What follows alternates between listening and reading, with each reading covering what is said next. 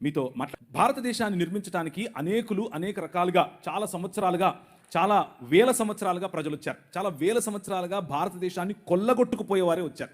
భారతదేశ నిర్మాణంలో ఎవరైనా ఉన్నారు అని అంటే ఎవరున్నారు అన్నటువంటి అంశాన్ని మనం ఈరోజు చూస్తాం.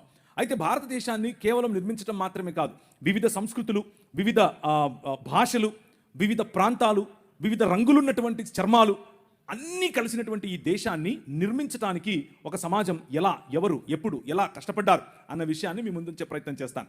దీనిని ఇండాలజీ అని కూడా పిలిచాం. అంటే భారతదేశాన్ని గురించినటువంటి అధ్యయనం అని.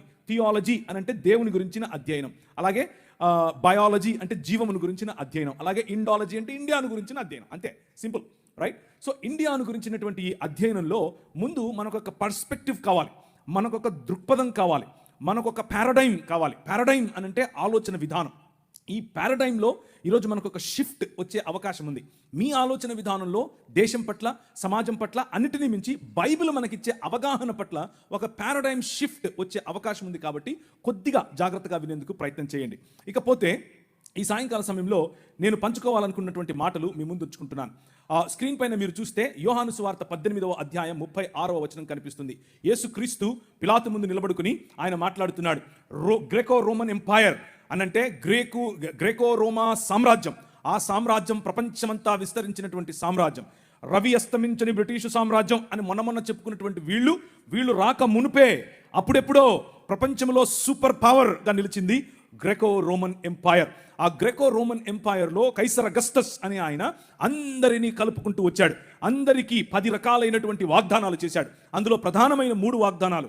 మీకు రోమన్ సిటిజన్షిప్ ఉంటే పీస్ ఇస్తున్నాను, మీకు రోమన్ సిటిజన్షిప్ ఉంటే రక్షణను ఇస్తున్నాను, మీకు రోమన్ సిటిజన్షిప్ ఉంటే జస్టిస్ అనగా న్యాయం ఇస్తున్నాను. ఈ 3 మాటలు చెప్పి అనేకులను ఆకర్షించాడు. అనేక రాజ్యాలు రోమాలో కలిశాయి. ఆ రోజులో ఉన్నటువంటి మాట all roads lead to Rome. అన్ని మార్గాలు లాస్ట్కి ఎక్కడికి వెళ్తాయి? రోముకే వెళ్తాయి. కైసర్ అగస్తస్ ఈ విజయాన్ని సాధించిన తరువాత ఈయన నిజానికి దౌత్యపరంగా ఎక్కువ విజయాలు సాధించాడు. కొట్లాటల కంటే కూడా, లేకపోతే యుద్ధాల కంటే కూడా దౌత్యపరమైన యుద్ధాలు ఎక్కువగా, అంటే ఒత్తిడి తీసుకుని వచ్చి ఇలాంటి ఆఫర్స్ ఇచ్చి అనేకులను తనతో కలుపుకున్నాడు. ఆయనకు కొడుకులు లేకపోతే ఒక కొడుకును దత్తత తీసుకున్నాడు. ఆయన పేరు కైసర్ తిబేరియస్. ఆ కైసర్ తిబేరియస్ని దత్తత తీసుకున్నప్పుడు ఇవాంగెలియోన్ వేయించాడు. ఇవాంజలిజం అని మనం మాట్లాడతామే, ఆ పదం అక్కడి నుంచే వచ్చింది. ఇవాంగెలియోన్ అంటే అర్థం ఏంటంటే డప్పు తీసుకుని మొత్తం ఊళ్ళన్నీ తిరిగి మనకు రాజు పుట్టాడు అని చెప్పటమే ఇవాంగెలియోన్ అంటే. మనకొక రాజు కలిగాడు అని చెప్పటం. మన రాజుకు కొడుకులు లేరు అని బాధపడ్డాం కదా, ఇదిగో మన రాజుకు కొడుకు పుట్టాడు అని చెప్పటం. అప్పటి నుంచి కైసర్ తిబేరియస్ తన తండ్రి అయినటువంటి కైసర్ అగస్తస్ చనిపోయిన తర్వాత తన విగ్రహాలు ఎక్కడ పడితే అక్కడ విగ్రహాలు పెట్టించి ఒక కొత్త కల్ట్ మొదలైంది. ఒక కొత్త కల్ట్, దాన్నే కైసర్ కల్ట్ అని పిలిచారు. Kaiser the religion of Caesar, Kaiser మతం. ఈ కైసరు మతంలో Kaiser Augustus is god or deified Caesar, దేవుడిగా మారినటువంటి కైసరు కుమారుడైనటువంటి కైసర్ తిబేరియస్ దేవుని కుమారుడు. That was the gospel that they were preaching. ఆ రోజుల్లో వాళ్ళు ప్రచారం చేస్తున్నటువంటి ఈ సువార్త ఇది. మనకు దేవుడైనటువంటి మన రాజుకు కుమారుడు, దైవ కుమారుడు అని కైసర్ అగస్తస్ యొక్క కుమారుడైన కైసర్ తిబేరియస్ను చూపిస్తున్నారు. ఆ క్రమంలో కైసర్ తిబేరియస్ కాదు, ఐ యామ్ ద కింగ్ అని నిలబడ్డాడు నీ రాజు. ఐ యామ్ ద కింగ్ అని నిలబడినప్పుడు వచ్చిన రాజును పట్టుకొని వచ్చి బట్టలు తీసి కొట్టి ఆయన నెత్తి మీద ముళ్ళ కిరీటం పెట్టి ఇప్పుడు నిలబెడుతూ మాట్లాడుతూ ఉంటే పిలాతు మాట్లాడుతూ ఉన్నాడు. పిలాతు is the representative of this Graeco Roman empire. ఈ మహా సామ్రాజ్యానికి ప్రతినిధి పిలాతు నిలబడుకుని మాట్లాడుతున్నాడు. ఇప్పుడు ప్రభు అయిన యేసు క్రీస్తుతో అడిగాడు, ఏమయ్యా యూదుల రాజుకు క్రీస్తువు నీవేనా? ఎస్, నువ్వన్నట్లే ఐ యామ్ ద కింగ్ అని చెప్పాడు. అవునా, నీకు విషయం తెలుసా? అయితే నా దగ్గర నిన్ను విడిచిపెట్టడానికి అధికారం ఉంది తెలుసా అని అన్నాడు. ఈయనన్నాడు, స్మైల్ కొట్టాడు, నీకు అర్థం కావట్లేదు, నేను వచ్చిందే ఈ రోజు కోసం, నేను వచ్చిందే మరణాన్ని చంపటం కోసం, నువ్వేంది నన్ను విడిచిపెట్టేది? నేను ఇస్తే తప్ప అధికారం నీకు లేదు, పైనుంచి ఇస్తే తప్ప అధికారం నీకు లేదు. నేను పైనుంచి దిగి వచ్చిన వాడను. సమస్త రాజ్యాలను ఒక్క రాజ్యంగా చేయటానికి, సమస్త రాజ్యాలపైన ఏలుబడి చేస్తున్న మరణాన్ని చంపటానికి వచ్చాను. ద కింగ్ ఈజ్ హియర్ అని చెప్పాడు. The king is here. అయితే my kingdom is not of this world. ఈ లోక సంబంధమైన రాజ్యం కాదు. నువ్వు అనుకుంటున్నట్లు కత్తులు కటారులు తీసుకుని, నువ్వు అనుకుంటున్నట్లు మీ నాయన చేసినట్లు దౌత్యపరమైన ఒత్తిడి తీసుకొచ్చి, లేకపోతే ఇంకేదో 11వ అధ్యాయం దానియేలు గ్రంథంలో ఒక లిస్ట్ ఉంటుంది. ఎవరెవరు ఎలా పరిపాలిస్తారు. కొందరు దోపుడు సొమ్ము పంచడం ద్వారా పరిపాలిస్తారు, కొందరు కోయలిషన్ గవర్నమెంట్ ద్వారా పరిపాలిస్తారు, కొందరు ఇచ్చకపు మాటలతో పరిపాలిస్తారు, కొందరు ఇచ్చిపుచ్చుకోవటం ద్వారా పరిపాలిస్తారు, కొందరు కులం ద్వారా పరిపాలిస్తారు, కొందరు విభజించి పాలిస్తారు, కొందరు అనేకమైనటువంటి విగ్రహారాధన కారణం చేత పరిపాలిస్తారు. అలా పరిపాలించేవారు అనేకులు. భయపెట్టి పరిపాలించేవాడు ఒకడు, శూరత్వంతో పరిపాలించేవాడు ఒకడు. ఇలాంటి పరిపాలనా పద్ధతులు లోకములో చాలా ఉన్నాయి. ఇది లోక మర్యాద. కానీ ఈ రాజ్యం, నీ రాజు స్థాపిస్తున్నటువంటి రాజ్యం, ఈ అన్ని పద్ధతులకు అతీతమైనటువంటి ఆలోచన. ఆ ఆలోచన ఒక్క మానవ సమాజం అనే ఆలోచన, ఆ ఆలోచన ఒక్క క్రీస్తు శరీరం అనే ఆలోచన. ఆ ఆలోచన తిరిగి వాదులాడేది కాదు, తిరిగి దెబ్బలాడేది కాదు, క్షమించేది. తండ్రి, వీరేం చేస్తున్నారో వీరికి తెలీదు, వీరిని క్షమించు అని తన గడ్డము పీకిన వాడిని, పిడిగుద్దులు గుద్దిన వాడికి, తర్వాత ఆయనను దాన్ని ఏమంటారు, చాల్కొనితో కొట్టిన వాడిని, ఆయన మోసుకొని పోతున్నటువంటి సిలువ భారం ఇంకా పెంచాలని ఆలోచించే వారిని చూసి అన్నమాట. అది 23వ అధ్యాయం మత్తయి సువార్తలో అంటున్నాడు. పరిసయ్యులు మరియు అక్కడ ఉన్నటువంటి ఈ పాఖండులు, లేకపోతే హిపోక్రైట్స్, పైకొకటి లోపలొకటి ఉన్నటువంటి వారు అంటున్నాడు, woe to you scribes and Pharisees hypocrites, for you tithe mint dill and cumin and have neglected weightier matters. మీకు అవసరమైనటువంటి వాటిని మాత్రమే పట్టుకుంటున్నారు. దీంట్లో కొత్తిమీరలో 10వ వంతు ఇవ్వండి, మీ పుదీనాలో 10వ వంతు ఇవ్వండి. మీ మతం పట్టి సస్తున్నారు మీరు. కానీ చేయాల్సిందేమిటి? జస్టిస్, న్యాయం, మర్సీ, కనికరం, ఫెయిత్ ఆర్ దీన మనస్సు కలిగినటువంటి, నేను కాదు రాజు, నువ్వే రాజు అన్నటువంటి ఆలోచన. That is the kingdom of God. అది దేవుని రాజ్యం. ఇది మన నేషనలిజం. ఇది ఈ ఆలోచనను బట్టి మనం ప్రపంచములను ఆశీర్వదిస్తాం. న్యాయం ప్రతి ఒక్కరికి, కనికరం ప్రతి ఒక్కరికి, ఆయన రాజ్యం ప్రతి ఊళ్ళో, ఆయన రాజ్యం ప్రతి దేశంలో, ఆయన రాజ్యం ప్రతి తెగలో. రోమీయులకు రాసిన పత్రిక, దేవుని రాజ్యము, for the kingdom of God is not eating and drinking, but the kingdom of God is righteousness, peace and joy in the Holy Ghost. That is the kingdom of God. దేవుని రాజ్యము అనంటే తినడం తాగడం కాదు. దేవుని రాజ్యము అనంటే ఏంటి?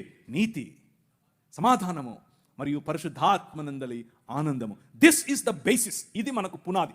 ఈ పునాది పైన ఆయన తన రాజ్యాన్ని కడుతున్నాడు. ఈ పునాది పైన ఆయన తన ప్రజలను కడుతున్నాడు.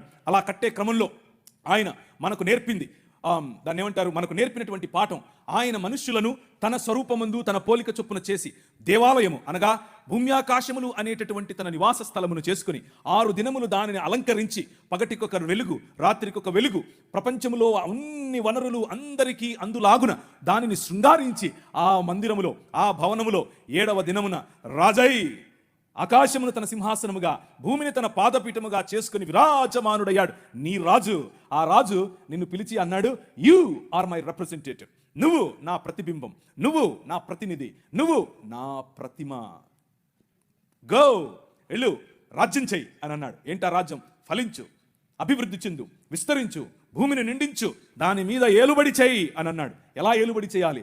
తల్లిదండ్రుల వంటి స్థానం నీకు ఇస్తున్నాను, ప్రతి వాటికి పేర్లు పెట్టే అధికారం నీకు ఇస్తున్నాను అని అంటే, కీర్తనల గ్రంథం 8లో చెప్పినట్లుగా ఆయన తన మహిమను మకుటముగా చేసి మనకు ధరింపజేసి తన చేతి పనులైనటువంటి భూమి ఆకాశముల మీద మనకు అధికారమునిచ్చి ఏలండ్రా అనంటే, ఈ లోక మర్యాదకు పడిపోయాం. ఈ లోక మర్యాద అనగా అంధకార సంబంధమైన దురాత్మ సమూహముల యొక్క అధికారము, అవి చెప్పిన మాటలు విన్న కారణం చేత మన కార్పొరియల్ రిప్రజెంటేటివ్, మన ఫెడరల్ రిప్రజెంటేటివ్ అయినటువంటి ఆదాము, మనుష్య సమాజమునకు గుర్తు అయినటువంటి ఆదాము, ఆ చేసిన నిర్ణయం కారణం చేత అందరము అంధకార సంబంధమైన దురాత్మ సమూహముల యొక్క రాజ్య భాగస్థులము అయ్యాం. దాన్నే ఒరిజినల్ సిన్ అంటారు.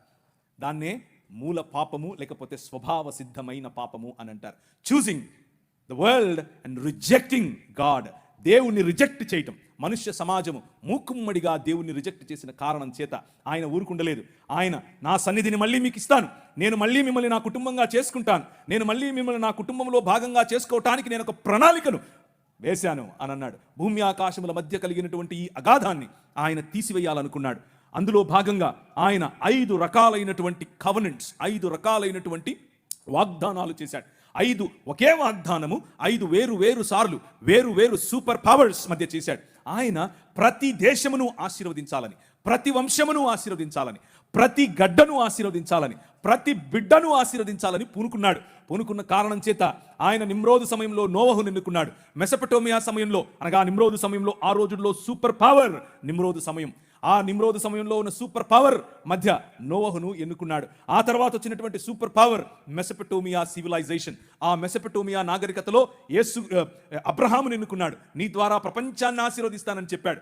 ఆ తర్వాత వచ్చినటువంటి సూపర్ పవర్ ఈజిప్టులోకి ముందే తన బిడ్డలను పంపించి వారి ద్వారా అనేకులను, ప్రపంచములను ఆశీర్వదించాడు. Hour God is interested in civilisations. మన దేవుడు ఈ ప్రజల నాగరికతల పైన ఆయనకు ఇష్టం. ప్రజల నాగరికతలలో ఒకరు విర్రవీగి ఐ యామ్ ద కింగ్ అనంటే పళ్ళు రాలగొట్టడానికి రెడీగా ఉంటాడు, కొమ్ములుంచటానికి రెడీగా ఉంటాడు. ప్రతి సివిలైజేషన్ను తన కన్నుసన్నలలో నడిపినటువంటి రాజు నీ రాజు. ప్రతి సివిలైజేషన్లో తన ఉనికిని చాటుకుంటూ వచ్చిన రాజు నీ రాజు.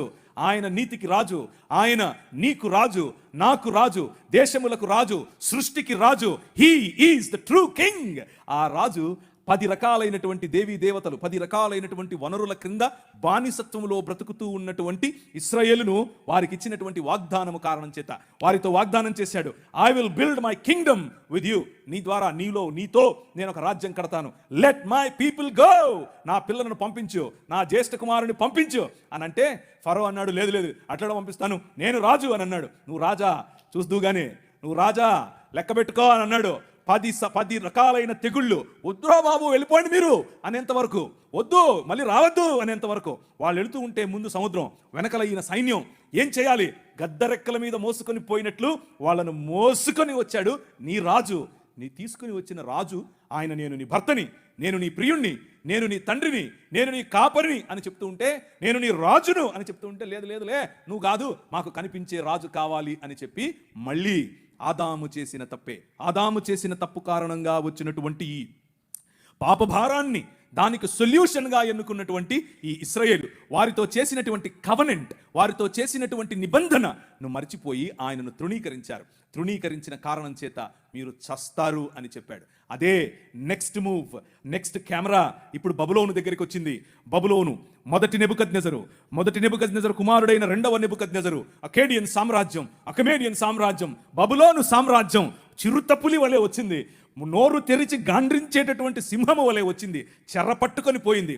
కానీ ఆయన ప్రణాళికలో ఏమాత్రం మార్పు లేదు. నీ ద్వారా, నీ పిల్లల ద్వారా ప్రపంచాన్ని ఆశీర్వదిస్తాను. బబులోనుకు తీసుకుని వెళ్ళిందే నేను. మీరు తప్పు చేశారు, మిమ్మల్ని దండిస్తాను. కానీ మీ ద్వారా బబులోను ద్వారా ప్రపంచాన్ని ఆశీర్వదిస్తాను. మీ ద్వారా పట్టుకొని పోయినటువంటి ఒక బానిస నిలబడి మాట్లాడుతున్నాడు. రాజైన నెబుకద్నెజరు, నీకు ఒక కలబడింది. ఆ కళ అర్థము తెలీదు, ఆ కళ ఏంటో తెలియదు నీకు. చెప్తా విను మర్మములను. నాకేదో జ్ఞానం ఉందని కాదు, ఆకాశమందు విరాజమానుడైనటువంటి నా దేవుడు, మర్మములను తెలియచేయగల నా దేవుడు చెప్తున్నాడు, నీ రాజ్యం పోతదే. ఏంది? సూపర్ పవర్ నేను ఇక్కడ. ఆ రోజుల్లో అమెరికా నేను ఇక్కడ. ఆ రోజుల్లో అమెరికాకు ఈరోజు మన బైడెన్ గారు పోయి ఎవరు వచ్చారు? ట్రంప్ గారు వచ్చారు. ట్రంప్ నేను ఇక్కడ అంటున్నాడు ఆయన. నువ్వు ట్రంప్ కాదు, వంపు కాదు, నీ బెండు తీస్తాడు ప్రభు అన్నాడు. ఆయన రాజ్యం పోయింది. కానీ ఆయన రాజ్యం పోవడానికి ముందు నువ్వు పశుప్రాయుడు అవుతావని చెప్పాడు. నీ గర్వాన్ని అణచటానికి దేవుడు ఐ యామ్ ద కింగ్ అంటున్నాడు. విను అని అన్నాడు. ఆయన రాజ్యం పోయింది. ఆయనే ఒప్పుకున్నాడు. దానియేలు రాజు తప్ప, దానియేలు దేవుడు తప్ప ఇంకే దేవుడు లేడు, ఏ రాజు లేడు. నేను కేవలము ఆయన్నే నమ్ముతాను. Your king is so powerful. నీ రాజు చాలా బలవంతుడు, చాలా శక్తివంతుడు. నీ వెనకున్న రాజు సామాన్యుడు కాదు. ఆ రాజు ఏ చేతి సహాయం లేకుండా తీయబడినటువంటి ఒక రాయి, ఇంతై మహాపర్వతమై ప్రతి రాజ్యాన్ని తుత్తునీయులుగా పొడిగా దంచి పారసది అని చెప్పాడు. ఆ రాయి, ఏ చేతి సహాయము లేకుండా తీయబడిన రాయి. నెబుకద్నెజర్ పోయాడు, పారసీకుడు పోయారు, మాదీయులు పోయారు, జెరక్సస్ పోయాడు, సైరస్ పోయాడు, అందరూ పోయారు. ఇప్పుడు పిలాతు నిలబడ్డాడు. Graeco Roman empire. కెమెరా వచ్చి ఎక్కడ నిలబడింది? Graeco Roman empire. అక్కడ నిలబడిన నీ రాజు మాట్లాడుతున్నాడు, మై కింగ్డమ్ ఈజ్ డిఫరెంట్. నా రాజ్యం వేరు.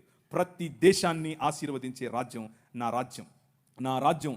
ప్రతి రాజ్యాన్ని, ప్రతి దేశాన్ని, ప్రతి భాషను, ప్రతి మతానికి చెందినవాడిని, ప్రతి కులానికి చెందినవాడిని, ప్రతి స్త్రీని, ప్రతి పురుషుణ్ణి, ప్రతి బానిసను, ప్రతి యజమానిని, అందరి కోసం వచ్చిన రాజ్యం. అది ఏ చేతి సహాయము లేకుండా తీసిన రాజ్యం. ఆ రాజ్యం ఇంతింతై మహాపర్వతమై ఎక్కడికి వచ్చింది? కాకినాడ ప్రాంతానికి వచ్చింది. ఎక్కడికి వచ్చింది? రాజమండ్రి ప్రాంతానికి వచ్చింది. ఎక్కడికి వచ్చింది? ఈ ఊరికి వచ్చింది. ఈ ఊర్లో పడింది ఈ రాజ్యం. వెలుగుమయమైన రాజ్యం, ప్రపంచములకు వెలుగివ్వగల నల్లట్ట పుస్తకం ఇచ్చే రాజ్యం. ఈ నల్లట్ట పుస్తకం అని అంటా ఉంటారు. కానీ ఈ నల్లట్ట పుస్తకం ఏం చేసిందో తెలుసా? రాజ్యములను కంపింపచేసింది, ప్రజలలో మార్పును తీసుకొని వచ్చింది. ఆ ప్రజలలో తీసుకొని వచ్చినటువంటి మార్పును కొద్దిగా మీ ముందుంచే ప్రయత్నం చేస్తాను. దాన్ని ఏమంటారు, ఒక కంపారిటివ్ స్టడీగా మీ ముందుంచితే ఈ రాజ్యానికి ఇంకా మిగిలిన వాళ్ళు చెప్పే రాజ్యాలకు ఉన్నటువంటి తేడా మీకు తెలుస్తుంది. రాజ్యం ఆ రోజుల్లో స్వరాజ్యం నా జన్మ హక్కు అని ఒక ఆయన అన్నాడు. ఏం పేరు ఆయన పేరు? అట్లా చెప్పకూడదు, లోకమాన్య తిలక్ అని చెప్పాలి. ఏంటా స్వరాజ్యం అని అడిగారు. ఏంటా స్వరాజ్యం అనంటే బ్రాహ్మణుడై ఉండే స్వరాజ్యం కావాలి, క్షత్రియుడై ఉండే స్వరాజ్యం కావాలి, శూద్రుడులాగే పడుండే స్వరాజ్యం కావాలి.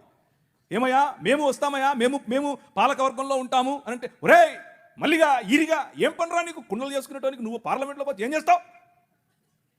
రే నీకే చెప్పులు కుట్టేటానికి నీకేంద్రా అన్నడినా. నేను సొంతంగా చెప్తున్నాను అనుకుండారు. ఆయనకు ఒక పత్రిక ఉండేది. ఆ పత్రికలో రాశాడు, స్త్రీల పట్ల ఈ స్వరాజ్యానికి ఉన్నటువంటి ఆలోచన ఏంటో తెలుసా? ఈ ముందట పండిత రామాబాయి ఇంతమంది ఉన్నారు దేవుళ్ళు, ఒక్కడు నచ్చలా, ఆ పోయి తెల్లంతో లేచిపోయింది అని రాశాడు. నేను ఊరికే చెప్పట్లేదు, పేపర్లో రాశాడు. వారు కోరుకున్నటువంటి రాజ్యం ఏమిటి అని అంటే, వారు ఎదురు చూస్తున్నటువంటి రాజ్యం ఏమిటి అని అంటే, దానికి రామరాజ్యం అని కొందరు పేరు, దానికి ఇంకో రాజ్యం అని ఇంకో వాళ్ళ పేరు. మొత్తానికి అంతా కలిపి చూస్తే ఆ స్వరాజ్యం ఏమిటి అని అంటే, ధర్మం 4 పాదాల మీద నిలబడాలి. నీ బతుకు నువ్వు అలాగే బతకాలి. మూతికి ముంత, ముడ్డికి చీపురు, ఇదే నీ బతుకు. ఇదే చెప్పారు, నువ్వు అలాగే బతకాలన్నారు. పూణేలో అలా ప్రాక్టీస్ చేశారు. భయంకరమైనటువంటి జీవితం. ఇది వారు ఎన్నుకున్నటువంటి మార్గం, ఇది వారు చెప్తున్నటువంటి రాజ్యం. ఆ రాజ్యంలో సావర్కర్ గారు ఆ రాజ్యం కోసం పోరాడుతూ ఎన్ని పిటిషన్లు పెట్టాడు. అయ్యి బాబోయ్ నన్ను రక్షించండి, నేను ఉండను, ఇక్కడ ఈ జైల్లో ఉండను, బ్రిటిష్ వారు మీరు నిజంగా మా కోసం వచ్చినటువంటి కాళీమాత లాంటి వారు, మీరు ఈ ముస్లింల నుంచి మమ్మల్ని రక్షించడానికి వచ్చినటువంటి దేవుడు. వాళ్ళు పొగిడాడు. పొగిడి పిటిషన్లు పెట్టేదిగా మీ స్క్రీన్ మీద కనిపిస్తోంది. పిటిషన్లు పెట్టి మరి నన్ను బయటకు తీసుకురమ్మని అడిగితే ఆయన బయటకు తీసుకొచ్చారు. 1913లో ఒకటి, నవంబర్ 14 1913లో ఒకటి, ఫిబ్రవరి 2 1948లో ఒకటి, 1950లో ఒకటి చెప్తూ పెడుతూనే ఉన్నాడు. ఆయన ఒకవైపు క్రైస్తవ వీరులు, ఒకవైపు క్రీస్తు కోసం వచ్చినటువంటి వారు ఈ దేశ నిర్మాణం కోసం పోరాడుతూ ఉంటే, ఈయన బ్రిటిష్ వారికి తొత్తుగా పనిచేశాడు. బ్రిటిష్ వారికి తొత్తుగా ఒకవైపు దాన్ని ఏమంటారు, బ్రిటిష్ వారికి వ్యతిరేకంగా జరుగుతూ ఉన్నటువంటి సహాయ నిరాకరణోద్యమము, అలాగే అంటే నాన్ కోఆపరేషన్ మూవ్మెంట్, ఉప్పు సత్యాగ్రహం వగేరాలు జరుగుతూ ఉంటే, అసలు ఆ ఆలోచన ఎలా వచ్చింది ఆయనకు ఇప్పుడు వద్దాం, మనం అక్కడికి వద్దాం. అలాంటివి జరుగుతూ ఉంటే ఈయన అలా కాదు, బ్రిటిష్ ఆర్మీలోకి వెళ్ళి చేరండి, దానికోసం అప్లికేషన్ పెట్టండి, నేను సిఫారసు చేస్తానని ప్రజలను రిక్రూట్ చేసుకుంటున్నాడు ఆ రోజుల్లో. అది వీళ్ళ భావజాలం. కానీ మన భావజాలం ఏమిటి, వీరి భావజాలం ఏమిటి? బంచ్ ఆఫ్ థాట్స్ అనే పుస్తకంలో గోల్వల్కర్ గారు అని అంటే ఎవరంటే, మొట్టమొదటి ఆర్ఎస్ఎస్ యొక్క సరసంఘచాలక్ గారు. ఆయన చెప్పినటువంటి మాటలు, ఆయన ఉద్దేశంలో ఏంటి అసలు అంటే, ఒక హిందువు ఏ విధంగా almighty Purusha Sukta where in it is stated that the sun and the moon and his eyes, stars and the skies are created from his నాభి. ఇది వాళ్ళకి కావాల్సినటువంటి ఆలోచన విధానం. అంటే ఇది అఖిలాండ కోటి బ్రహ్మాండమైనటువంటి దేశము. నాభి నుంచి ఒకరొచ్చారు, కాళ్ళ నుంచి ఒకరొచ్చారు, చేతుల నుంచి ఒకరొచ్చారు. ఇది చెప్పడమే వాళ్ళకి కావాల్సినటువంటి రాజ్యం. ఆ రాజ్యాన్ని వారు అలాగే కట్టారు. Cost is the highest evolved state ever in the world అని చెప్పాడు. అంటే కులాన్ని నిర్మించటం, కులంలో బ్రతకటం, కుల ప్రాతిపదికన ఉండటం మాత్రమే స్వరాజ్యం అని చెప్పాడు. అలా బ్రతికితేనే మనం భారతీయులం అని చెప్పాడు. కానీ దాదాపు 20% పైన, దాదాపు 50+20 పైన ఉన్నటువంటి ప్రజలు బడుగు బలహీన వర్గాలుగానే మిగిలిపోవాలి. బడుగు బలహీన వర్గాలుగానే చదువుకు దూరంగా ఉండాలి. బడుగు బలహీన వర్గాలుగానే అధికారానికి దూరంగా ఉండాలి. బడుగు బలహీన వర్గాలుగానే విద్యకు, వైద్యానికి, గౌరవానికి దూరంగా ఉండాలి. ఇది వారు కలలు కన్నటువంటి రాజ్యం. వారు కలలు కన్నటువంటి రాజ్యం అదైతే, మనం కలలు కన్నటువంటి రాజ్యం ఏమిటి? సమానత్వం. మనం కలలుగన్నటువంటి రాజ్యం ఏమిటి? అందరికీ చదువు. మనం కలలుగన్నటువంటి రాజ్యం ఏమిటి? ఇప్పుడు చెప్తాను కాసేపు ఉంటే. కానీ వీరితో పాటుగా ఇస్లామీ సహోదరులు కూడా ఒక మూవ్మెంట్ తీసుకుని వచ్చారు. మాకు ఒక రాజ్యం కావాలి. వారు కలలుగన్నటువంటి రాజ్యం ఏమిటి? వాళ్ళు కలలుగన్నటువంటి నేషనలిస్టిక్ ఐడియాలజీ ఏమిటి అని అంటే, ఒక ఆయన మొహమ్మద్ ఇక్బాల్ గారు, ఇంకొక ఆయన మొహమ్మద్ అలీ జిన్నా గారు, వీళ్ళిద్దరూ కలిసి వీళ్ళిద్దరి యొక్క భావజాలం ఏమిటి అని అంటే, కేవలము షరియా ప్రకారం బ్రతికేటటువంటి రాజ్యం కావాలి. షరియాలో ఏముంటుంది? షరియా అని అంటే అదేదో తినేది అనుకుండేది. షరియా అంటే చాక్లెటో లేకపోతే పాయసమో కాదు. షరియా అంటే అర్థం ఏంటంటే వారి ధర్మశాస్త్రం. షరియా లా ప్రకారం బ్రతికేందుకు ఒక రాజ్య నిర్మాణం చేయాలి అని వారు కలలు కన్నారు. ఇంతకు ఏంటి షరియాలో? అవును ఉందాంలే, షరియా లాలో ప్రాబ్లం ఏంటి అని అనుకుంటున్నారా? నో. షరియా లాలో ఏముంటుంది అని అంటే, నువ్వు వేరే మతాన్ని ప్రాక్టీస్ చేస్తే నువ్వు బతికుండటానికి పన్ను కట్టాలి. దాన్నే జిజియా పన్ను అని అంటారు. నువ్వు బతికుండటానికి పన్ను కట్టాలి. మొదట అస్సలాము అలైకుం అని ఆయన అనడు, నువ్వే అనాలి. అనకపోతే జైలు. నువ్వు రోడ్డు మీద నడుచుకుంటూ వస్తూ ఉంటే అవతల నుంచి మౌలవీ సాబ్ వస్తుంటే నువ్వు కిందికి దిగాలి. ఎక్కడో విన్నట్టుందా? ఇది సనాతనంలో ఉండేదే. ఇది కూడా కొత్తదేం కాదు. వాళ్ళు ఇక్కడ నుంచి కాపీ కొట్టిందే. ప్రతి ఒక్కటి అక్కడి నుంచి తీసుకొచ్చి వీళ్ళు ఒక లా అని పెట్టి దానికి షరియా అని పేరు పెట్టారు. ఇప్పుడు ఒక 5-6 నిమిషాల తర్వాత చెప్తాను ఇంకా ఏమేమి ఉంటాయో అక్కడ. సో ఇస్లాం ప్రకారంగా వారు స్థాపించాలనుకుంటున్నటువంటి రాజ్యాలు, మీరు అనేకులు మిడిల్ ఈస్ట్కి వెళ్ళి పనిచేసే వాళ్ళు బహుశా మీలో ఉన్నారు. బహుశా మీకు తెలిసిన వారు అనేకులు, ఈ ప్రాంతం నుంచి అనేకులు మిడిల్ ఈస్ట్కి వెళ్ళి పనిచేస్తున్నారు. వాళ్ళని అడిగి చూడండి ఇస్లామీ రాజ్యాలు ఎలా ఉంటాయో. వాళ్ళు కలలుగన్నటువంటి రాజ్యం అది. మా రాజ్యంలో ఇలా ఉంటుంది. మా రాజ్యంలో కొందరికే ప్రివిలేజెస్, పురుషులకే ప్రివిలేజెస్, గడ్డమున్నోళ్ళకే ప్రివిలేజెస్. అలాంటి రాజ్యం యొక్క కలలు వాళ్ళు కన్నారు. కానీ ఈ దేశ నిర్మాణం చేసినటువంటి క్రైస్తవ సమాజం కలలుగన్నటువంటి రాజ్యం స్క్రీన్ మీద మీకు కనిపిస్తా ఉంది. 1807లో abolishment of the slavery act నీ రాజు తీసుకొచ్చాడు. జోగిని అనే వ్యవస్థను కూల్చడానికి నీ రాజు తీసుకొచ్చాడు. 1930లో ముత్తులక్ష్మిరెడ్డిని నిలబెట్టి మెడ్రాస్ లెజిస్లేటివ్ కౌన్సిల్లో ఈ దేవదాసి వ్యవస్థను నాశనం చేయటానికి దాన్ని తీసి పారేయండి అని పిల్లు పెట్టింది నీ రాజు పంపగా వచ్చిన వ్యక్తులు. ఆంధ్ర జోగిని యాక్ట్ మనం తీసుకొచ్చాం. ఇంగ్లీష్ ఎడ్యుకేషన్ ఫర్ ఎవ్రీబడి, ప్రతి ఒక్కరికి 1835 మనం తీసుకొచ్చాం. 1795 రైట్ టు ప్రాపర్టీ. అంతకుముందు ఎవరు భూములు కొనటానికి లేదు. బడుగు బలహీన వర్గాలు భూములను స్వాధీనం చేసుకునేవాళ్ళు. నీకేంద్ర రే మల్లిగా అనేవాళ్ళు, నువ్వెవర రే ఈరిగా అనేవాళ్ళు, నువ్వెవర రే బయటుండు, నువ్వు మా ఇంటికి రావద్దు, నీ నీడ పడద్దు అన్నారు. కానీ నీ రాజు నీకు అధికారం ఇచ్చాడు. భూమి కొనుక్కునే అధికారం, భూమిలో పండించుకునే అధికారం, పండించిన దాన్ని తినే అధికారం నీది. అంతకు ముందేమయ్యేది? భూమి తీసుకుని కష్టపడి మంచిగా పనిచేసి ఇంత పండు పండిన తర్వాత వస్తాడు అయ్యగారు, ఏట్రా ఇది ఏటి బాబండింది, అమ్మగారి కాలం ఇచ్చిరాపో అంటే నోరు మూసుకొని ఇవ్వాలి. అంతే, అదే చట్టం. కానీ ఈరోజు అది కాదు. నువ్వు పండించింది నువ్వు తింటావు, నువ్వు పండించింది నీ పిల్లలు తింటారు, నువ్వు పండించింది ధైర్యంగా నీకోసం పెట్టుకుంటావు, పొదుపు చేసుకుంటావు. కారణం ఏమిటి? నీ రాజులకు రాజు, ప్రభువులకు ప్రభువు, కైసర్ అగస్తస్ మరియు కైసర్ తిబేరియస్ల ప్రతినిధి అయిన పిలాతు ముందు నిలబడుకొని నా రాజ్యము నీ రాజ్యం లాంటిది కాదని చెప్పాడే ఆ రాజు. Right to property, right to education, abolishing killing children. చిన్న పిల్లలను కొనుక్కొని వెళ్ళే వాళ్ళు ఆయన ఒకసారి రాశారు.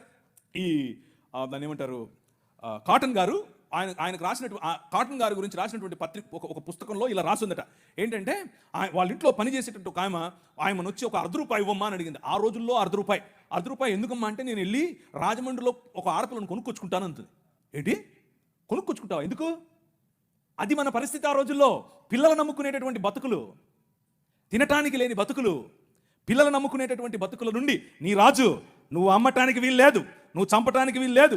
నిర్మాణం కట్టాలంటే పిల్లల్ని చంపరారు, ఏదైనా రోడ్డు వేయాలంటే పిల్లల్ని చంపుతారు, రక్తం పడాలంటారు. ఇలా మన పిల్లలను చంపుతూ ఉంటే ఆపింది నీ రాజు. Right to education 1913. నువ్వు పెళ్లి చేసుకుంటే నీ భార్య 7 రాత్రులు బ్రాహ్మణుడితో పడుకోవాలి. ఇది ఈ దేశ చట్టం. నువ్వు నల్లగా ఉన్నావట, నీకు దాన్ని ఏమంటారు బట్టతలు ఉందంట, రింగులు ఎంటుకలు ఉన్నాయంట, కాబట్టి నువ్వు దాసుడివి, దస్యుడివి, నువ్వు రాక్షసుడివి, నువ్వు మ్లేచ్చుడివి. కాబట్టి నీ జీవితాన్ని మార్చాలంటే, కాబట్టి నీ వంశాలు మంచిగా మారాలంటే బ్రాహ్మణుడితో నీ భార్య పడుకోవాలి. కడిగే పిల్లలు ఎలా ఉంటారు? అప్పుడు ఆర్యీకరణ జరుగుతుంది. కృణ్వంతో విశ్వమార్యం అన్నారు. అంటే అర్థం ఏంటి? ఈ ప్రపంచం మొత్తాన్ని కూడా ఆర్యీకరణ చేయాలి అన్నది వారి రాజ్య కళ. The kingdom of Rama, but the kingdom of God. దేవుని రాజ్యం ఏమన్నా తెలుసా? ఎవరితో పడుకోవక్కర్లేదు. My blood is enough, I will cleanse you from all sin. ప్రతి పాపము నుండి యేసు రక్తము నిన్ను కడిగి పరిశుద్ధునిగా చేస్తుంది. ఎవరి దగ్గర పడుకోవక్కర్లేదు. మనం ఈ దేశానికి ఒక చట్టం ఇచ్చాం. ఏం చట్టం ఇచ్చాం? 1819లో. ఇదంతా నేను సుత్తి కొడుతున్నాను అనుకున్నారా? చట్టం ఇది. ఒక్కసారి చరిత్ర తిరిగేయండి. ఇదంతా నీ రాజు చేశాడు ఈ దేశానికి. నీ రాజు తీసుకొచ్చాడు. నల్లట్ట పుస్తకం మోసుకొచ్చిన వాళ్ళు కష్టపడి పిల్లులు వేసి రిట్ పిటిషన్లు వేసి నిలబడి కొట్లాడి నీకు ఇచ్చిన హక్కిది. That is the kingdom of God. No discrimination, right to sit, abolishing child marriages. ఇలా చెప్పుకుంటూ పోతే ఎన్ని చట్టాలు చేసాం మనం. రైలు మనది, పోస్ట్ ఆఫీస్ మనది, ఐఏఎస్ తెచ్చింది మనం, ఐపీఎస్ తెచ్చింది మనం. తెలుగు భాషను మ్లేచ్ఛ భాష అన్నారు. అరే ఏం భాష మాట్లాడుతున్నాడు మ్లేచ్ఛుడా అంటే, తెలుగు భాషలో డిక్షనరీ, మొట్టమొదటి డిక్షనరీ మంది. మీ నాయన రాజు, ద కింగ్, మనం ఇచ్చాం. CP brown, he was a machinery. ఆయన కలెక్టర్ మాత్రమే కాదు, మిషనరీ. తెలుగు భాష గద్య భాగంలో మొట్టమొదటి పేపర్ మనది. తెలుగు భాష గద్య భాగంలో మొట్టమొదటి పుస్తకం మనది. వీళ్ళకు వాళ్ళ సొంత రామాయణం మహాభారతాలు కూడా ట్రాన్స్లేట్ చేసుకునే దిక్కు లేదు. అది చేసింది మనమే. నిజం చెప్తున్నాను, నేను అబద్ధం చెప్పట్లేదు. మొట్టమొదటి ట్రాన్స్లేషన్ చేసింది కూడా మనమే. వాళ్ళు అది కూడా చేయరు. ఎందుకంటే విద్య పంచకూడదు. వాళ్ళ రాజ్యంలో విద్య పంచకూడదు. మన రాజ్యం అందరికీ విద్య. ప్రతి ఒక్కరూ చదవాలి. ఎందుకు? ఇదిగో నల్లట్ట పుస్తకం కూడా చదవాలి. అర్థమవుతుందా? నల్లట్ట పుస్తకం చదివితే దిమాగ్ ఖరాబ్ అవుతుంది, దిమాగ్ ఫిరాయిస్తుంది. మనిషి వెంటనే మనిషి అవుతాడు. ఈ రాజ్యం మనుషుల కోసం రాజ్యం. ఆ రాజ్యం తలకాయలో నుంచి వచ్చిన వాళ్ళకి మాత్రమే రాజ్యం, భుజాల్లో నుంచి వచ్చిన వాళ్ళకే రాజ్యం. ఈ రాజ్యం అందరి రాజ్యం, అందరికీ సుభిక్షత, అందరికీ పట్టభద్రత్వం. అలెగ్జాండర్ డఫ్ అనే ఒక ఆయన ఎంతమంది ఉన్నారు ఈ పేరు? ఒకరు, ఇద్దరు, ముగ్గురు, ఒక 10-15 ఉన్నాయి. మిగిలిన వాళ్ళు ఒక చెంచా నీళ్లు తీసుకొని దూకండి. అలెగ్జాండర్ అంటే పొరపాటున మీరు ఆ గ్రీకు ఒక ఆయన వచ్చాడు గుర్రం వేసుకొని, ఆయన అనుకుంటారు. కాదు, ఈయన వేరే. అలెగ్జాండర్ డఫ్. ఈయన రవి అస్తమించని బ్రిటిష్ సామ్రాజ్యం పైన ఇన్ఫ్లుయెన్స్ తీసుకొచ్చాడు. ఏం ఇన్ఫ్లుయెన్స్ తెలుసా? నా పిల్లలు చదవాలి, మా భారతీయ పిల్లలు చదువుకోవాలి. వీళ్ళు అన్నారు, ఎందుకు? మాకు అవసరం లేదు, మీ పాశ్చాత్య విద్యతో మేమేం చేస్తాం, మేము మంత్రాలు చదువుతాం. ఆయన అన్నాడు, మంత్రాలకు చింతకాయలు నైరాలతా హై. అలెగ్జాండర్ డఫ్, నో, చదవాలి, మన పిల్లలు చదవాలి.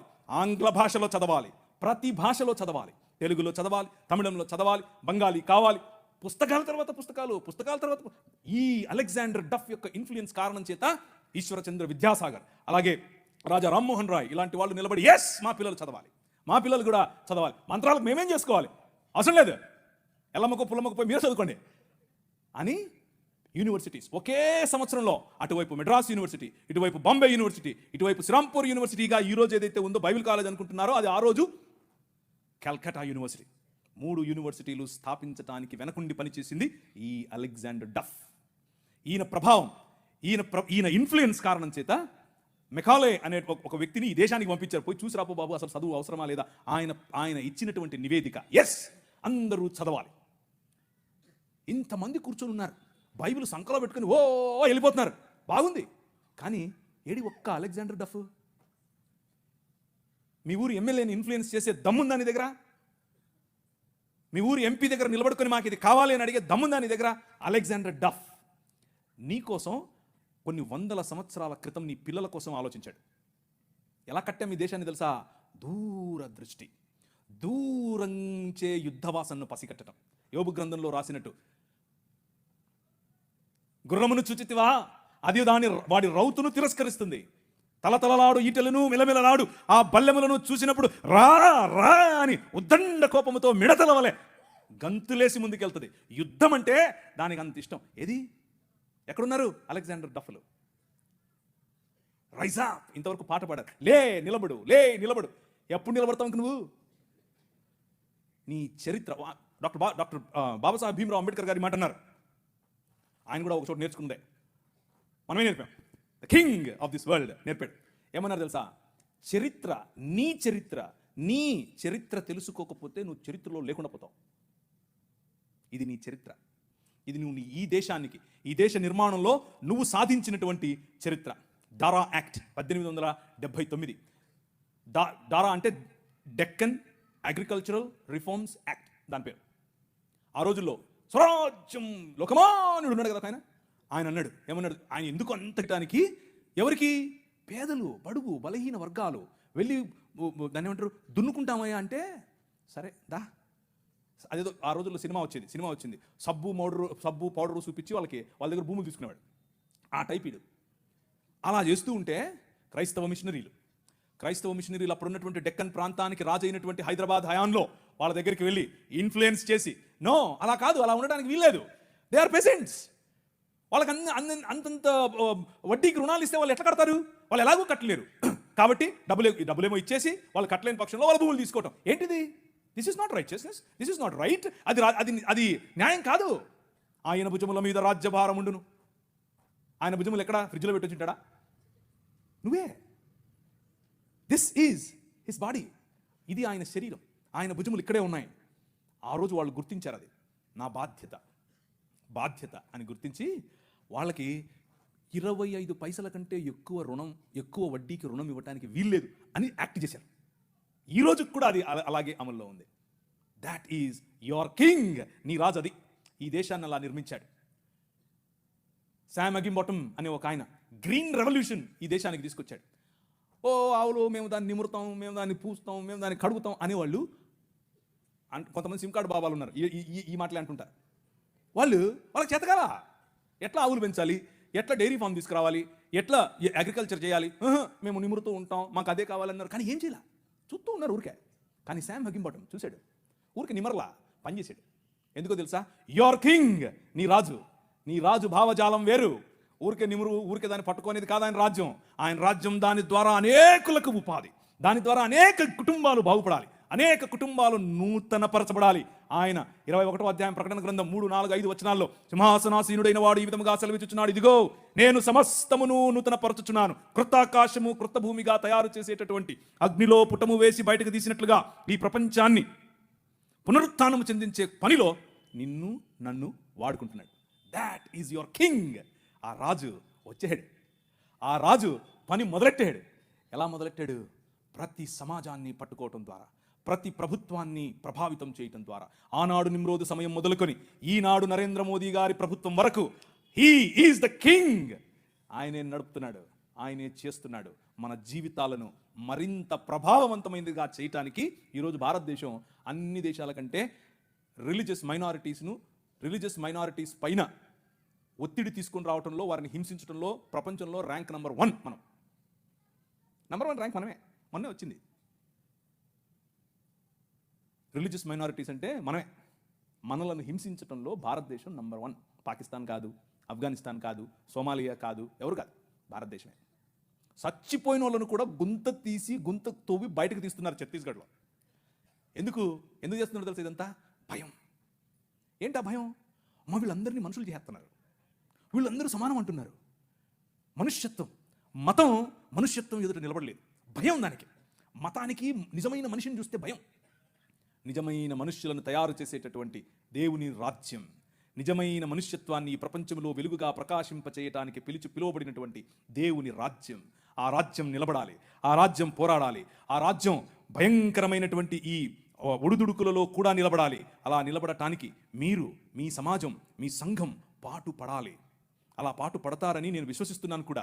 ఇకపోతే కొద్ది నిమిషాలు ఒక కంపారిజన్ అనేది ఈ 3 రాజ్యాలకు, ఒకవైపు ముహమ్మద్ గారు నిర్మించిన రాజ్యం, ఒకవైపు సనాతనంగా ఉన్నటువంటి రాజ్యం, ఇంకొక వైపు క్రీస్తు నిర్మిస్తున్న దేవుని రాజ్యం. ఈ 3 రాజ్యాలలో ఉన్నటువంటి కొన్ని విషయాలు ఎక్కువ చెప్పను. ఎవరైనా ఆవులిస్తున్నారా అని చూస్తాను, ఎవరు ఆవులించట్లేదు. ఒక్కడు కూడా వాచ్ చుట్టంలా. అంటే నాకు ఆకలి అవుతుందని కూడా మీకు తెలియదా? మీకు అర్థం కాదా? నేను పోద్దా పడుకోవద్దా, నేను మళ్ళీ రాజమండ్రి పోవాలి, ఊరికన్నలా చెప్పినా చెప్పకుండా ఉంటే బాగుండేది. ఎవడో కూడా ఆవులించేవాడు. సరే చేద్దాం. సో దేవుని రాజ్యం, ఆ రాజ్యంలో ఆయన పిల్లలముగా, ఆయన మేపు గొర్రెలముగా ఉన్న మనం, ఆ రాజ్యంలో ఉన్నటువంటి ప్రధానమైనటువంటి లక్షణాలు, మిగిలిన రాజ్యాలకు ఈ రాజ్యానికి ఉన్నటువంటి తేడా మీ స్క్రీన్ పైన చూస్తున్నట్లుగా, ఆ రాజ్యం ఏ చేతి సహాయం లేకుండా తీయబడినటువంటి రాయి ఇంతై మహాపర్వతమై ప్రపంచములో ఉన్న శక్తులను అంధకార సంబంధమైన దురాత్మ సమూహముల నుండి మనం విడిపించడానికి కొలస్సీలకు రాసిన పత్రిక 1వ అధ్యాయం 18 నుంచి చదువుతూ వెళితే వచ్చే సారాంశం ఇదే. ఆ ప్రభువు వైలెన్స్, భయంకరమైనటువంటి వైలెన్స్కు ప్రతీకగా ఉన్నటువంటి సిలువను హీ ఫ్లిప్డ్ ఇట్. దాని మీద కాలు వేసుకుని కూర్చుని మరణం. అందరూ అనుకున్నారు 3 మేకులు పిక్కలేడు. 3 మేకులు పిక్కుండేది కాదు, మనుష్య సమాజానికి పట్టినటువంటి పాపం అనే మేకును, ఆ మేకుకున్న ముళ్ళు, మరణం అనే ముళ్ళును విరిచి పారేయటానికి ఆయన సిలువనెక్కాడు. సిలువనికి ప్రపంచాన్ని మార్చటానికి, ప్రపంచంలో దేవుని రాజ్య సువార్త ప్రకటించటానికి, ప్రపంచంలో the presence of his countenance, దేవుని సన్నిధి మన మధ్యకు తీసుకుని రావటానికి, ఇమ్మానుయల్ అనేటటువంటి ఎక్స్పీరియన్స్ మనకి ఇవ్వటానికి, ఆయనే స్వయంగా పగటిలో మేఘస్తంభముగా, రాత్రిలో అగ్నిస్తంభముగా, నీళ్ళిచ్చు బండగా ఎలా అయితే ప్రపంచంలో ప్రతి సమయములోనూ తన ప్రమేయాన్ని మనుషుల మధ్యలో చూపిస్తూ వచ్చాడో, పురాతన కాలము మొదలుకొని శాశ్వత కాలము, ఇప్పుడు భారతదేశంలో, ఇప్పుడు మిగిలిన దేశాల్లో, ఇప్పుడు అమెరికాస్, ఇప్పుడు ద హోల్ వరల్డ్ లో తన ప్రమేయాన్ని చూపిస్తున్నాడు. ఆయన ప్రెజెన్స్, ఆయన ఆలోచనలు చూపిస్తూ ఉన్నటువంటి ఈ దేవుడు మనకివ్వబడినటువంటి పిలుపు ఏమిటి అనంటే ద కాల్ ఆఫ్ అస్. మనకివ్వబడినటువంటి పిలుపు ఏమిటి అనంటే యాక్ట్. మనం న్యాయమును జరిగించాలి, కనికరమును ప్రేమించాలి, అలాగే దీన మనస్సు కలిగి జీవించాలి. ఇదే మనకు పిలుపు. నువ్వు బలులు ఇస్తావా, నువ్వు నీ కొడుకునిస్తావా, నువ్వు నూనె నువ్వు గొర్రెలు ఇస్తావా అని మతం చెప్తూ ఉంటే, మనుషుడా అది కాదు నేను అడిగింది. 3 ఏమడిగాను? న్యాయమును జరిగించుటయు, కనికరమును మీకా గ్రంథం నుంచి చెప్తున్నాను. కనికరమును ప్రేమించుటయు, దీన మనస్సు కలిగి నీ దేవుడైన యెహోవా ఎదుట జీవించుటయు. ఇంతే కదా నేను అడుగుతుంది. That is my Kingdom. నా రాజ్యం అదే. ఆ రాజ్యం నీవు స్థాపించాలి.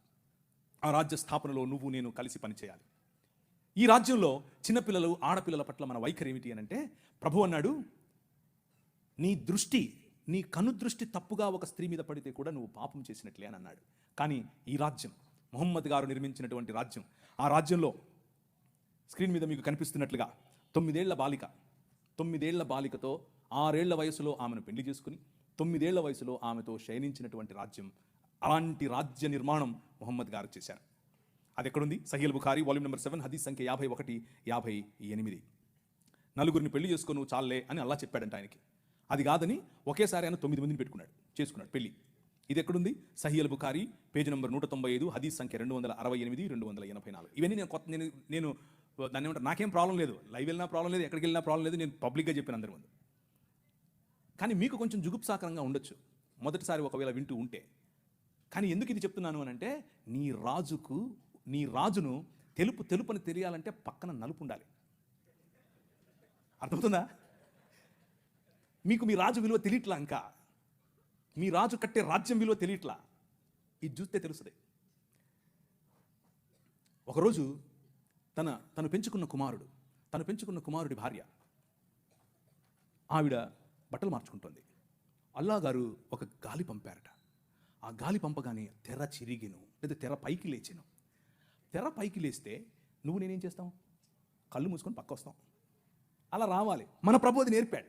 ఆయన అన్నాడు, అస్తగ్ఫిరుల్లాహ్, దేవుడు ఎంత అందం సృష్టించాడు అని చెప్పి బయటికి వెళ్ళిపోతున్నాడు. ఈమె పాపం ఉదరాభద్ర మా మామగారు వెళ్ళిపోతున్నారని చెప్పి మంచిగా బట్టలు వేసుకుని వెళ్తూ వాళ్ళ కొడుకు వచ్చాడు. ఏమైంది? మా నాన్న వెళ్ళిపోతున్నాడు. ఏమైంది? ఏమో నాకు తెలియదు, అడుగు. ఆయన వెళ్ళి, నాన్నగారు ఏమైంది అని అంటే, ఏం లేదురా, నీ భార్య బాగుంది, నువ్వు వదిలేసి నేను చేసుకుంటా అన్నాడు.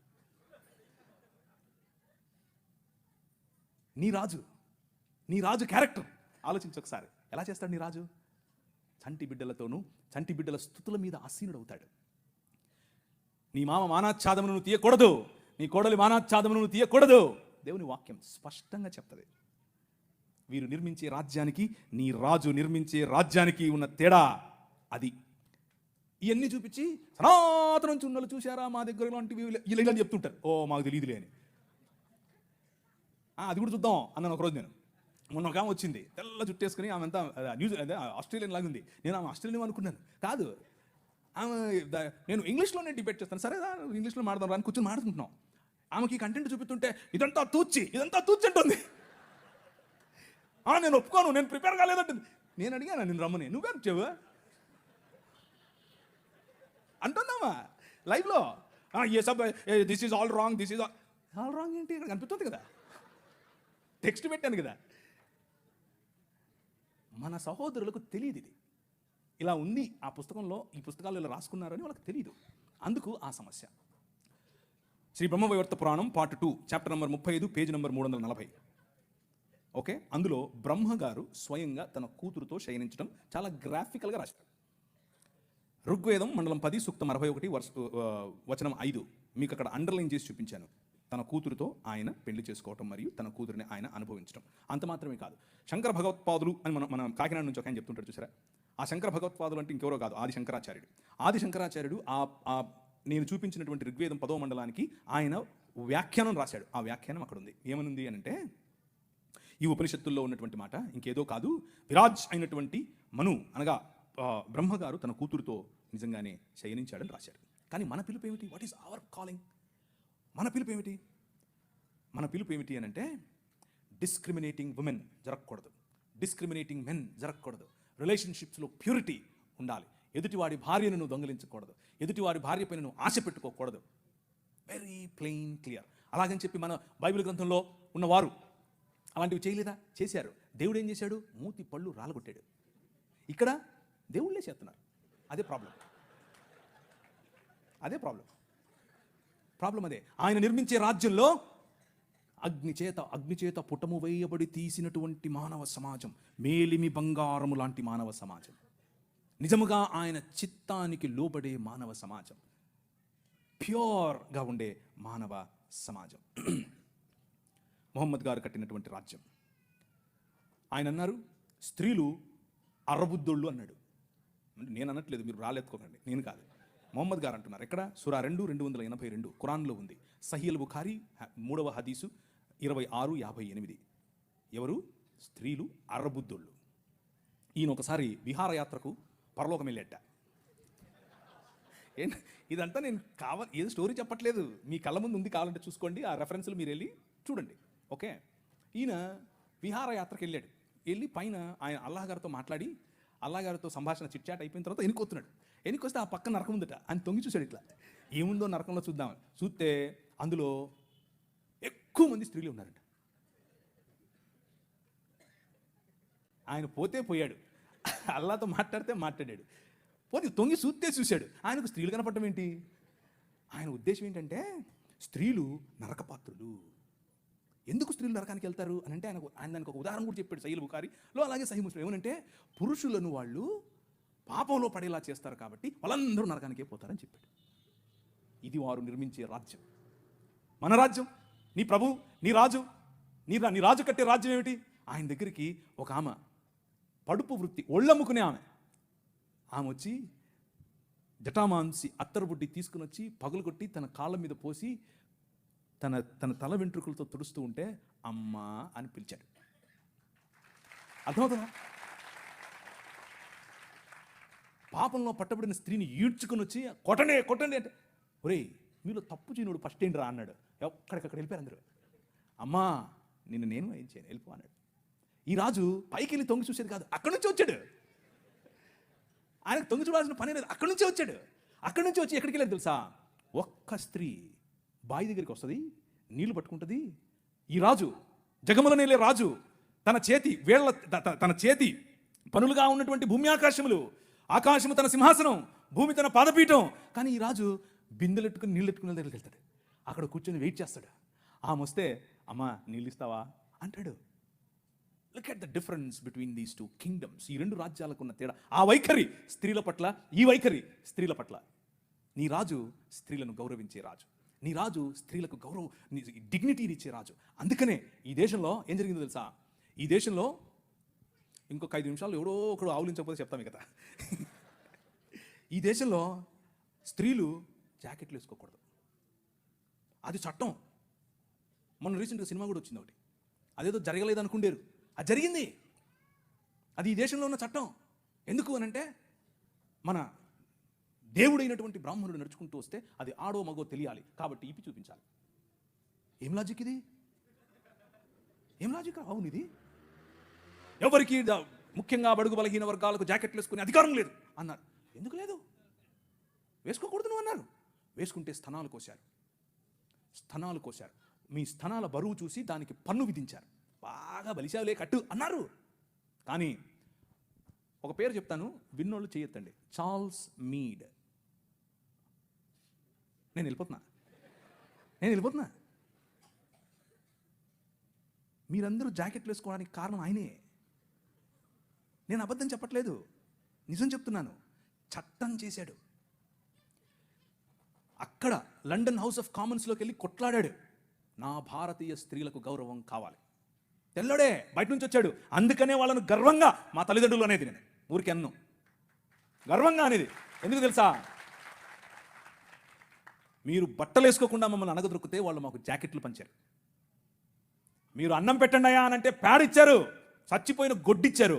వాళ్ళు పనికి భృతి ఇచ్చారు భారతదేశాన్ని నిర్మించడానికి. Charles Mead. Church mission society and London mission society, వీరిద్దరి తరఫున కేరళ ప్రాంతంలో నిలబడి ఆయన ఇల్లు, ఆయన బంగళాను అలా కాల్చేశారు 3 సార్లు. అయినా కానీ వెనక్కి తగ్గేదిలా. స్త్రీలకు జాకెట్లు. వారిని చూసి నాడార్ సమాజంలో ఉన్న స్త్రీలందరూ జాకెట్లు వేసుకోవడం మొదలు పెడితే, అమ్మా నీకు అంత కొవ్వటే అని పట్టుకుని రోడ్లో వాళ్ళ స్థనాలు కోసి ఊరేగించారు. అయినా కానీ ఆయన అన్నాడు, దేవుని రాజ్యం, దేవుని శక్తి మీ మీద ఉంది, భయపడద్దు, మళ్ళీ కుట్టిస్తానన్నాడు. మళ్ళీ వాళ్ళకి జాకెట్లు వేసాడు. వాళ్ళని చూసి ఈడవ సమాజం వాళ్ళు జాకెట్లు వేసుకోవడం మొదలు పెట్టారు. కేరళ మొత్తంలో విప్లవం. ఏం విప్లవం? జాకెట్ల విప్లవం. జాకెట్ల విప్లవం ఏంటండి బాబు? అవును గాస్పెల్, దేవుని రాజ్య సువార్త అని అంటే నువ్వు చచ్చిపోతే పరలోకం పోతావా, నరకం పోతావా, ఈనేసి వస్తావా, కూలిపోతావా, ఇక్కడ వరకే కాదు. నీ రాజ్యము వచ్చునుగాక, ఇక్కడ ఇప్పుడు ఈరోజు నువ్వు బ్రతికుండగా దేవుని చిత్తము నీ మధ్య నెరవేరాలి. మా అనుదిన ఆహారము మాకు దయచేయి. ఈ దేశంలో ఆహారం లేక అలమటించే క్రమంలో అన్నం పెట్టింది ఈ సువార్త. మనిషిని మనిషిగా చూసింది ఈ సువార్త. చార్ల్స్ మీడ్ కారణం చేత స్త్రీలందరూ ఈరోజు జాకెట్లు వేసుకుంటున్నారు. అంత మాత్రమే కాదు, జాకెట్లు వేసుకుంటూ ఉంటే ఇప్పుడు వచ్చి మనకు శుద్ధనీతులు చెప్తున్నారు, మీరు పాశ్చాత్య డ్రెస్సులు వేసుకోవాకండి. ఏంది అసలు డ్రెస్సులే వేసుకోవద్దన్నారు మొన్నదాకా, ఇప్పుడేమో పాశ్చాత్య డ్రెస్సులు అంటున్నారు. చూసావా, మన రాజ్యం, దేవుడు నిర్మించే రాజ్యం, అది ప్రభావవంతమైన రాజ్యం. శత్రువును కూడా తన భావజాలంలోనికి మర్చుకోగల రాజ్యం. ఒక ఆయన టీవీలో మాడుతూ ఉంటే ఒక ఆయన అన్నాడు, ప్రవీణ్ గారు మీరు మీరు మీరు మత మార్పిడి చేస్తారు. మేము ఎక్కడ మత మార్పిడి చేసామండి బాబు, ఏంటి ఏం లేదండి మీరు అవునా, నీకు ఇట్లా కాదులే, ఇంకొక రకంగా చెప్తా అని చెప్పి, సరే మీ పేరేంటి అంటే చెప్పాడు. ఆయన ఆబ్వియస్గా బ్రాహ్మణుడు, క్షత్రియుడు, వైశ్యుడు కాదు. అంటే ఎవరు మీరు అర్థం చేసుకోండి, శూద్రుడో ఇంకెవరో ఉంటాడు. మీరు స్కూల్కి వెళ్ళారా అని అడిగాను. మీ అమ్మగారు ఏం చేస్తారు అని అడిగాను. మా అమ్మగారు లెక్చరర్ అండి అన్నాడు. ఏ కాలేజీలో అని అడిగాను. చెప్పారు. అయితే మీరు సగం క్రైస్తవులే అన్నాను. అదేంటి అంటే మీ సనాతనంలో మీరు చదువుకోకూడదండి, మీరు కాలేజీకి పోకూడదు, మీ స్త్రీలు అసలు చదువుకోకూడదు, వాళ్ళు చదువు చెప్పడం ఏంటి? చూసారా మా భావజాలంలోకి వచ్చేసారు అన్నాను. అయ్యో నవ్వుతున్నాడు. అయ్యో మీరు ఏంటి ఏది చెప్పినా నన్ను నువ్వు సగం క్రైస్తవుడు అన్నాను. ఆయనకు మైండ్ బ్లాక్. ఏంటండి చెప్పాను. చూసారా, దేవుని రాజ్యం ఆవగింజంతదే, కానీ అది పెరుగుతుంది, నీకు తెలియకుండానే పెరుగుతుంది, విస్తరిస్తుంది, మహావృక్షం అవుతుంది. మీ అమ్మగారికి చదువు చెప్తుంది. అర్థమైందా? ఎలా కట్టాం, నీ రాజు ఎలా కట్టాడు? స్త్రీలకు చదువు, వాళ్ళు రొట్టెలు ఎత్తాలి, వాళ్ళ అన్నం వండాలి అని మాట్లాడుకుంటూ ఉంటే, వాళ్ళు షెడ్యూల్ వేసుకోవచ్చా వేసుకోకూడదా అంటే మగవాళ్ళు, పురుషులు.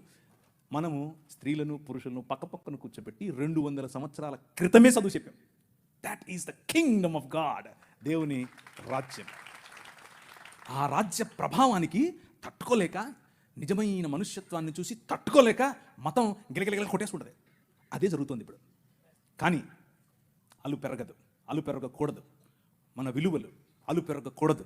లే నిలబడు అనే పాట మళ్ళీ మళ్ళీ పాడుకోండి. నిలబడాలి, దేవుని రాజ్యం కోసం నిలబడాలి, నీ రాజు కోసం నిలబడాలి. ఆ రాజు నీ ఊరికి రాజు, ఆ రాజు ఈ దేశానికి రాజు. ఇప్పుడు రాజు ఆయనే, తర్వాత రాజు ఆయనే. అప్పుడెప్పుడో వస్తాడు అనుకుంటారు, ఆయన మన మధ్య ఇక్కడ ఇప్పుడు ఉన్నాడు. ఒక రోజు తెర చినుగుతుంది. He will reveal himself. Behold the king is here. వచ్చాను అని చెప్తాడు. తలలుంచుకుంటే ప్రార్థించుకుందాం. మీరు ఆవలించట్లా, అందుకనే ఇక కాలదు, ఇక సరిపోదు. తలలుంచుకోండి, ప్రార్థించుకుందాం. కొద్ది నిమిషాలు మనం దేవుని రాజ్యం గురించి ఒక కంపారిటివ్ వేలో చూసాం. ఇంకా చాలా ఉంది, సమయం దొరికినప్పుడు రేపైనా సరే దాన్ని కవర్ చేసే ప్రయత్నం చేస్తాను. ఈ రాజ్యం ఈరోజు ఇక్కడ ఇప్పుడు నీకు అందింది సరే, మరి నీ పొరుగువాడి పరిస్థితి ఏమిటి? నీ ఊళ్ళో ఉండేవాడి పరిస్థితి ఏమిటి? ఇంకా రావాల్సినటువంటి మార్పులు, ఇంకా నువ్వు ఈ దేశ నిర్మాణం చేయాల్సినటువంటి పని చాలా ఉంది, చాలా ఉంది. ఎక్కడ చూసినా రగులుతోంది దేశం. నీ దేశం కోసం నీ ప్రార్థన, నీ దేశం కోసం నీ పాటుపడటం. ఇంకా చాలామంది వైద్యం లేక, విద్య లేక, ప్రభువు తెలియక, ఆత్మీయత తెలియక, ఆధ్యాత్మికత అన్న పేరుతో బాబాల దగ్గరికి వెళ్ళిపోయి, క్రైస్తవ బాబాల గురించి చెప్తున్నాను, నాశనమవుతున్నారు. Your responsibility my brother, my sister. ఈ రాత్రి కాలం లెట్ మీ రిమైండ్ యూ, ఇది నీ బాధ్యత. ఈ రాజ్య విస్తరణ నీ బాధ్యత. ఈ రాజ్య స్థాపన ఆయన బాధ్యత, స్థాపించాడు. ఈ రాజ్య విస్తరణ ఆయన కడుతూ ఉన్నప్పుడు ఆయనతో కలిసి జతపని వాడే కట్టే బాధ్యత నీది. సంగీత రూపంలో కట్టాలి, సాంకేతిక నిపుణతతో కట్టాలి, వాక్య పరిచర్యతో కట్టాలి, మిషనరీలుగా కట్టాలి, రాజకీయవేత్తలుగా కట్టాలి, విలేకరులుగా కట్టాలి. ప్రతి రంగములో ఈ రాజ్యాన్ని స్థాపించి విస్తరింపచేయగల దేవుని ప్రజలు, దేవుని పౌరులు, దేవుని రాజ్య పౌరులు లేవాలి. ఆ విధంగా ప్రభు మనల్ని ఆశీర్వదించినట్లు ప్రార్థించుకుందాం. కృపగలిగిన తండ్రి, మీరు మా మధ్యలో ఉండి మాతో మాట్లాడి మాకు కొన్ని విషయాలు తెలియజేసి, తద్వారా ప్రభు మా జీవితాలలో ఒక మార్పు, మా జీవితాలలో ఒక సవాలు, ఆ సవాలుతో ప్రభు మేము మీ కొరకు మరింత బలము కలిగి బ్రతకటానికి సహాయం చేయమని, మాకు సవాలునివ్వమని, ఆ సవాలుతో మమ్మల్ని ప్రభు పురికొల్పమని చిన్ని ప్రార్థనను మా ప్రభు అయిన యేసు క్రీస్తు నామమున అడిగి వేడుకుంటున్నాం తండ్రి. ఆమెన్.